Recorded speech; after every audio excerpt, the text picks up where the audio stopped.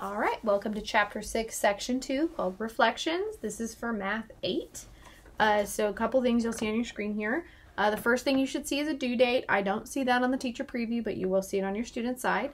The second thing is the number of attempts. You always have unlimited attempts on homework, quizzes, and tests. Number of questions just shows you how many questions are on this particular assignment. 10 should be the max.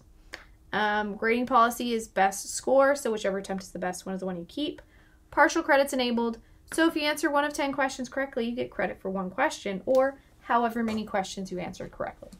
Down here it says, please remember once you start your homework, you must finish it before you can work on anything else. So that means once I click start down here, in the bottom right corner, you will see a submit assignment button.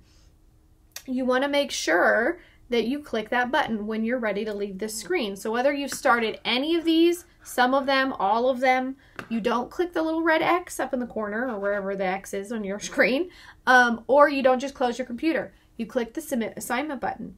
As long as you have the green check marks, it's not going to make you start over. It's going to start you back up wherever you left off.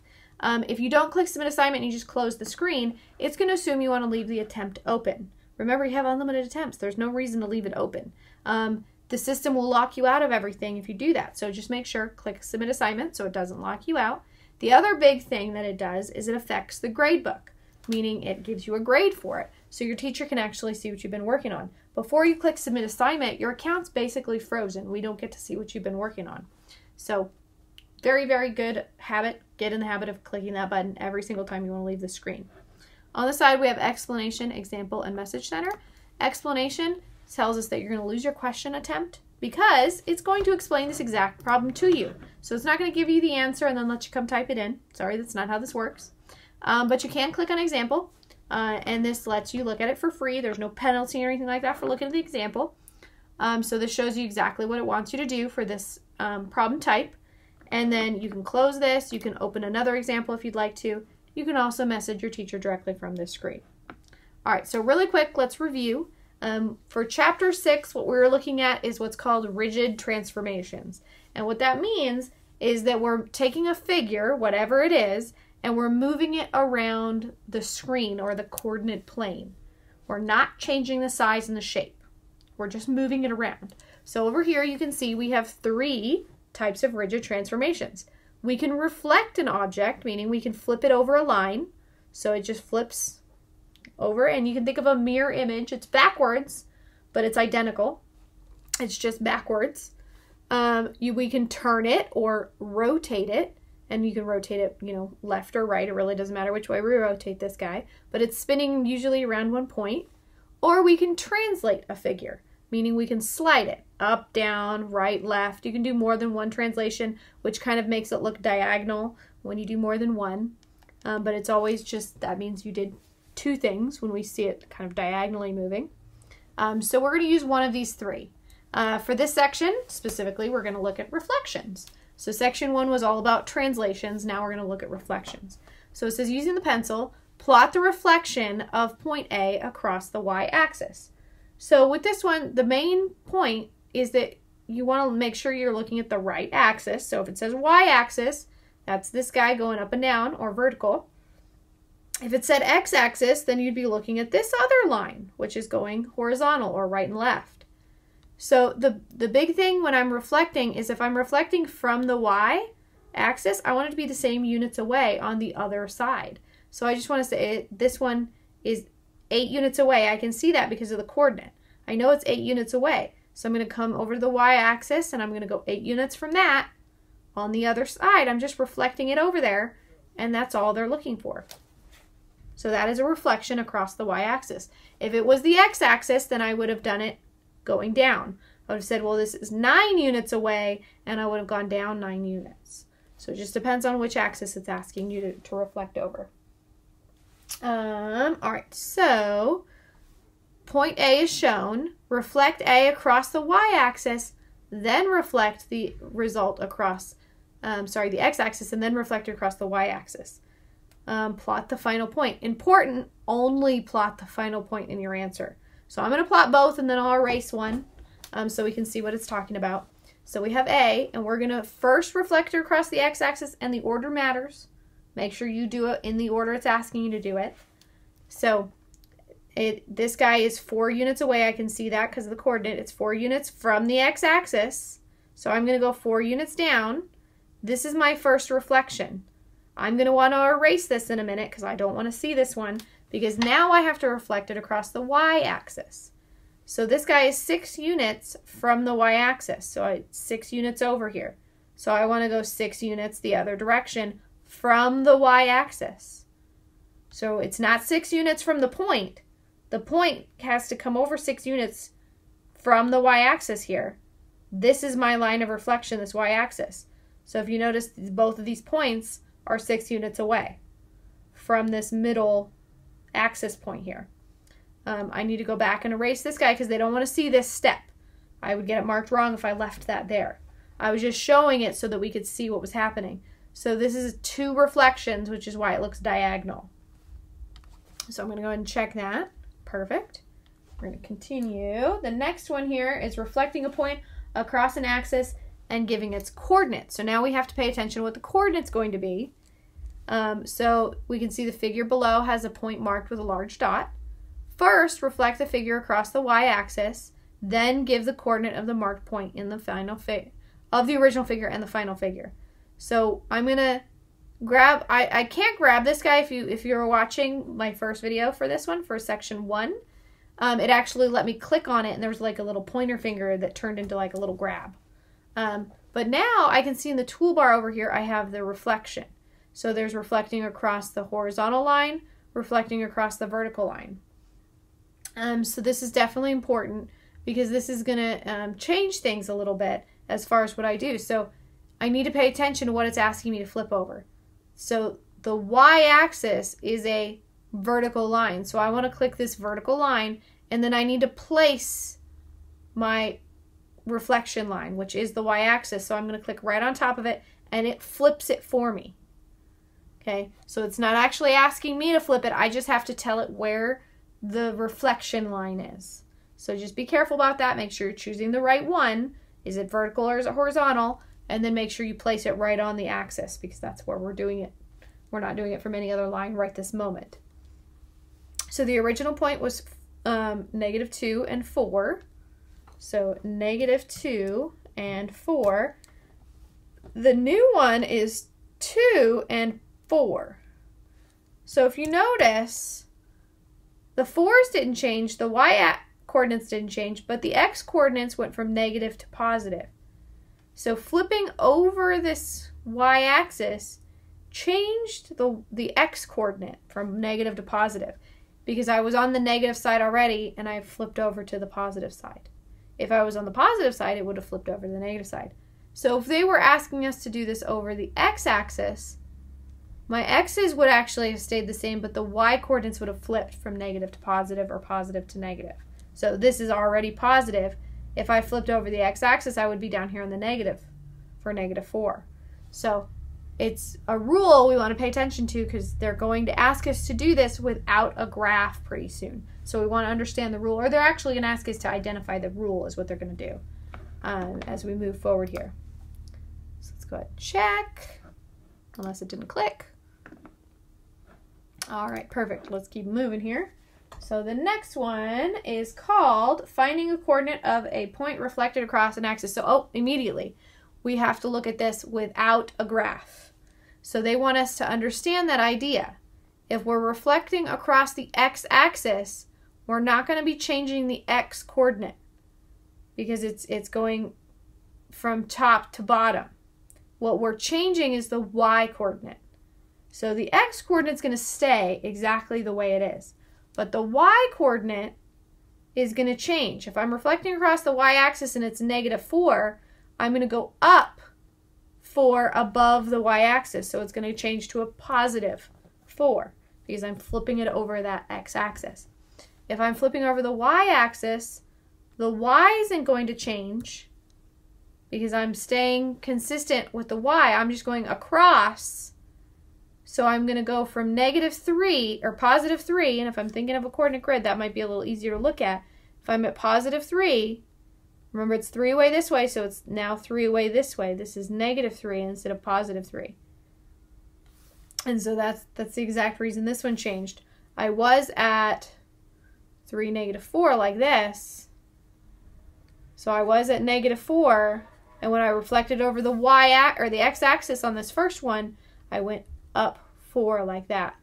And I landed like somewhere there. I know that's not perfect because they actually should be right in line with each other, but I was trying not to write right on top of each other.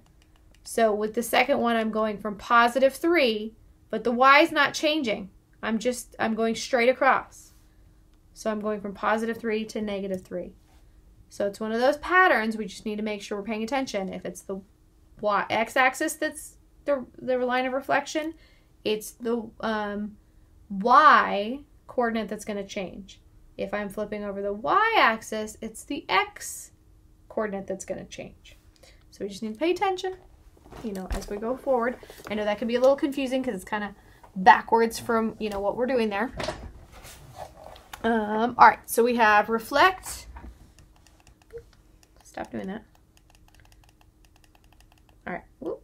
I didn't mean to get rid of the whole thing. So I'm going to take a look at this guy, and it's saying reflect -9, -8. So I have -9, -8, so something like that. And I'm just guessing. This is, -9, this is -8, something like that. Doesn't need to be perfect. It's just a visual real quick so that I can kind of picture this. And it says reflected over the x-axis. So that's this guy. So it was down -8. I'm going to go up to +8. So now here it is at +8. And then it says reflect across the y-axis. So it's asking us to do two things. So here's my y-axis, and it was -9 to the left of the y-axis. Now it's going to be +9 to the right. So now I have 8 for the y and 9 for my x. So they went from both negative to both positive because I reflected and that changed one, I reflected again and that changed the other. And again, a quick little visual like that can definitely help. If it's a little difficult to think about it without a visual, by all means, draw a visual, get some graph paper, or just draw a very simple little grid like this, just to help yourself follow. Okay, well, it was 8 below, now it's 8 above. It was 9 to the left, now it's going to be 9 to the right. So it just kind of helps us visualize, what's going on in these problems. Because sometimes they can be a little difficult to just kind of wrap your head around when we're trying to think about them without the coordinate grid, without any kind of picture. All right, so now it says draw the reflection of the triangle across the y-axis. So remember, reflection, it needs to be the same units away. So really what I want to do, and I'm going to have to graph each point. I can't just grab it and drag, or it's not showing me those reflection lines anymore. I'm going to have to graph each point and then connect them with the line segment tool. So with this one, if I'm looking at this guy, this is 4 units, and I can see that down here. So it's 4 units to the left of the y-axis. So I'm going to move it 4 units to the right. And I've reflected that top vertice. Now I'll do this one, this kind of right vertice, I guess. It's only 1 unit from the y-axis. So I can see that 1 unit here. I'm going to go 1 unit from the y-axis. This guy is 6 units from the y-axis, this bottom left vertice. So I'm going to go 6 units from the y-axis, but I'm still in line, if you notice, with each one of these. I haven't moved from the y-coordinate. They're all in line with each other still, these vertices. So the only thing I'm moving is the x-coordinates. So let's go ahead and do these guys. And the thing here is what you should see is the exact same figure, but a mirror image. They should be backwards from each other. So it's not going to look exactly perfect as far as identical, although they are still identical. I just flipped it over. I'm just looking at it in a mirror, right? Okay. So number 7, in the coordinate plane, the points A, B, and C, they give us the coordinates here, are reflected over the y-axis to the points A, B, and C prime, respectively. What are the coordinates of A, B, and C? So with this one, and this is just translating, finding the coordinates of what did they call this one? Finding the coordinates of 3 points reflected over an axis. So this is very similar to what was that, number 5 that we just did, but now we're going to do it for 3 of them. So we're reflecting over the y-axis. So if I'm reflecting over the y-axis, which is this one here, this is my y-axis, then I'm going to be moving them all either to the right or to the left. That means that the x-coordinate is the one that's going to change, not the y-coordinate. The y-coordinate is going to stay the same. So with these guys, I can go ahead and type in the y-coordinates. So A was 6, B was -10, and C was -4. Those aren't going to change. Those are going to stay the same because I'm not going up or down. I'm just going to go right or left across this y-axis. So again, I can kind of estimate this. Let's see, it's -8. Call that -8, and we'll call this 6. I'm going to end up having to make this a little bigger. So here's my first point here. Here's A. And if I'm reflecting across, I'm just looking at this and saying, okay, it's -8 this way, so I'm going to go +8 this way. So now I have 8, 6. So we already had the 6 there. I just needed to make sure I flipped that over. So all it did was flip the x-coordinate to a positive. So now I had a +3. So I have +3. And these are different points. It's not a triangle. It doesn't say, I know it gives us 3 points, but it doesn't say triangle ABC. So we're not assuming that this is a triangle. So this guy, we went over 3 and then -10. So we're just going to kind of estimate something like this. It's going to stay on the -10 line, but it's 3 this way. So I'm going to go 3 this way. So this is now -3. So I have -3, -10. All right, last one. So I have -5. So we're just going to call this guy -5 here like that. And then -4. So something right there. Again, doesn't need to be perfect. I know some of these scales are not right, which just gives us a visual so I can kind of see where it is. And I want to reflect it over this red line again, this y-axis. It's 5 units to the left. I'm going to go 5 units. That was a little more than 5 units, I think. Kind of scale. There we go. 5 units to the right. So I'm going to have 5, -4. We already knew it was going to be -4. We just needed to switch that sign from negative to positive. All right.